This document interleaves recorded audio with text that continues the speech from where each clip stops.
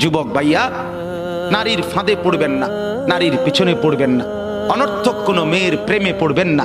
আল্লাহ তাআলাই হালাল ভাবে একজন উত্তম স্ত্রী আল্লাহ মিলায় দেবে ইনশাআল্লাহ। যুবক ভাইয়া, নামাজ পড়ে, নামাজ পড়ে, 5 ওয়াক্ত নামাজ পড়ে, অশ্লীলতা উলঙ্গপনা থেকে, বেহায়াপনা থেকে ছুটেন। নারীর ফাঁদে পড়বেন না, নারীর পিছনে পড়বেন না, অনর্থক কোনো মেয়ের প্রেমে পড়বেন না।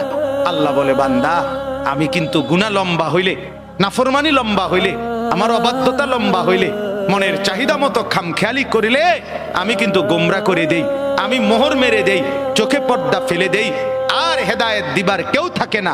আফালা তাযাক্কারুন, আমার বান্দা উপদেশ কি নিবা না? উপদেশ গ্রহণ করবা না? তবুও তো বলেন আল্লাহকে, আল্লাহ আমরা উপদেশ নিলাম, আমরা আপনার নাফরমানি করব না, আপনার রাসূলের অবাধ্যতা করব না।